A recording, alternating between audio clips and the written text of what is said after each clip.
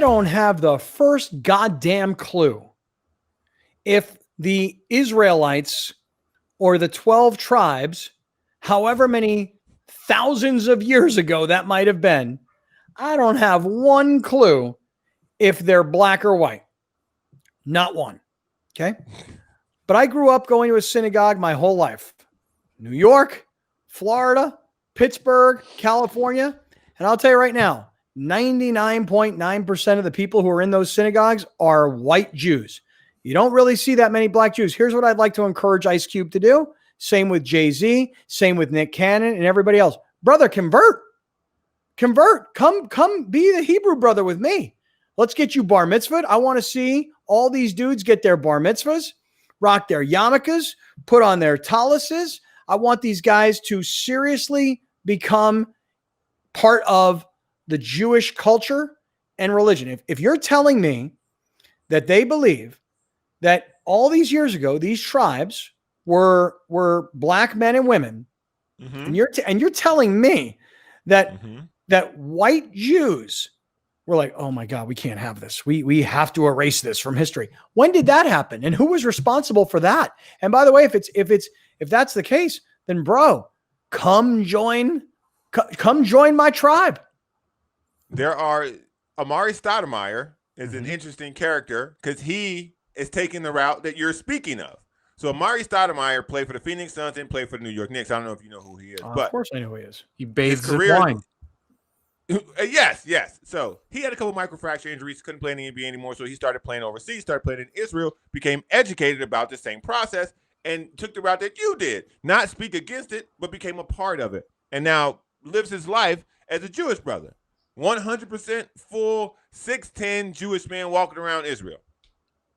Okay. Beautiful. So like, what's the to me, who knows nothing about the 5%ers, me neither. Nothing about being Jewish, nothing. The only thing I know about being Jewish is like the once a year where Scott's like, I can't work today, I have to go fast. So completely uneducated. I've been trying to learn a lot about, especially Louis Farrakhan, who keeps getting quoted for some reason. Be careful with that, though. Be careful with that. I'm not going to be careful with that. That guy's an asshole. What he said on 4th of July, like, you don't need to hear anymore. What did he say? He said that he asked God, or whoever God he praises, to bring the wrath of COVID to Florida because of all the Jewish people in Florida. No, he did not say that. Did he really? Direct quote. That was a direct quote. You're kidding me. Because of all the bad they did to Fidel Castro and the people of Cuba or something like that. Like, I didn't even understand where he was going, but you don't need to understand everything he's saying when you hear that. So I don't understand why we're in a position in this country at this moment where we're trying to bring everybody together. No matter what you believe in, no matter, like, isn't that what we're doing? Isn't that the whole point? We're trying to bring equality and everything together. So why is everybody trying to, not everybody, why are some people trying to all of a sudden spit hate about another group of people? But isn't that what Kareem was trying to say? I mean, here's how I read what Kareem is trying to say. Hey, black people, you and we don't like this, right? We don't like them flying the Confederate flag. We don't like the statues of these guys. We don't like certain phraseology. Hey, we are not accepting police brutality any longer in this country. So why would Black America, which has in many instances asked white America, please help, it's time. Yes, hello, yeah, for sure. Why all of a sudden are black celebrities turning into biblical historians? And now they're telling me again things I didn't know. You'll have to excuse me. I didn't realize it. Okay. All right. But why are they doing this? I think that's Kareem's point. Like, hey, you don't like it when hate is spewed at you. Why are you spewing hate at them? Why? I think it works in two categories.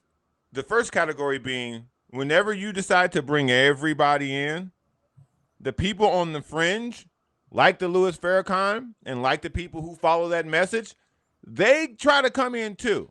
And they bring their message with them because they believe they should be heard, just like the far right feels like they need to be heard. The second part of that message is the part about Nick Cannon that is troubling is that in this moment of quote unquote black unity, a lot of black celebrities came to his defense without really knowing what he said. Mm-hmm. And that really fucked a lot of them up because a lot of them have either had to go away, pretend like they never supported him, or now they're backtracking. Like Dwayne Wade, for instance. You can't just see that a guy's in trouble like Nick Cannon and then go, well, I got his back. It doesn't work like that. You need to hear what this person said. Sit down and listen to the 25 minutes he was talking if you're going to back him up with your career on the line. And Dwayne Wade didn't do that. I don't really think Ice Cube did that either, but I don't really think he was backing up Nick Cannon. I think his problem was with Kareem Abdul-Jabbar just mentioning his name. Yeah. The thing with Kareem too, because I've read all of his op-ed pieces that he's been writing lately, and the thing with Kareem is it's a very simple point that he was making. Did he call specific people out? Yes, and that's probably pissed people off. Those people. His basic message is, if we're gonna get really mad about Black Lives Matter, then you got to get mad about the equal amount of hate going towards Jewish people, and you got to get mad about this hate going to this people. And I think that is a non-controversial message at all. I don't understand, like, I don't understand, like, why all of a sudden, like, this is coming into the picture when it's completely unnecessary. Like, if we're promoting equality and we want to be the same, like, you're going to bring something up from thousands of years ago as the reason why you hate Jewish people?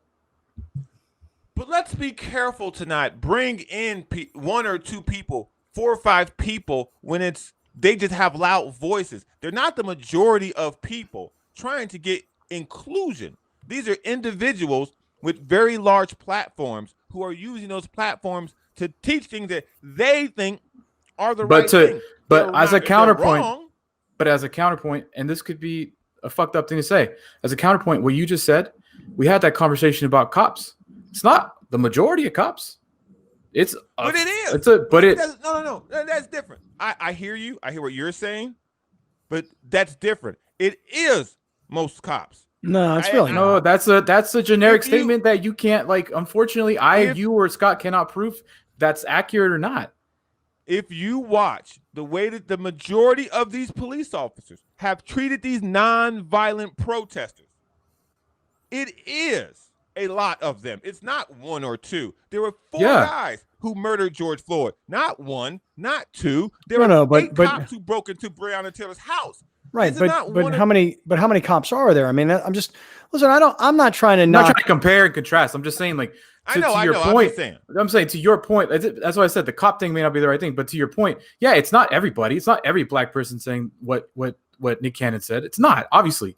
But to say that it's just a couple with loud voices, well, yeah, it's just one video of one guy that led to a giant thing. So we can't say, like, just because it's a couple. No, it's like we all got to be in this together. You got to be held accountable for what you say. And that's it. If you are a person of celebrity with such celebrity like Nick Cannon, when you're on network television and you own Wild 'N Out, that's a very popular show, whether you watch it or not, like, you have to be held accountable for the things you say, just like cops have to be held accountable for videos taken of them. It's the same thing, whether it's a small amount of people that think this, that Nick Cannon thinks, or a ton of people that we just don't know about. If you go out and say it publicly, you need to be held accountable. And if you support what they're saying, then be ready for the backlash, just like Drew Brees. If you're going to say it, be ready for the backlash. I'm putting everybody in the same bubble, man. I'm not trying to compare or anything. I'm just saying, if you're going to do something in 2020, in this age that we live in now, you must be held accountable for what you say. And it's a simple thing as that.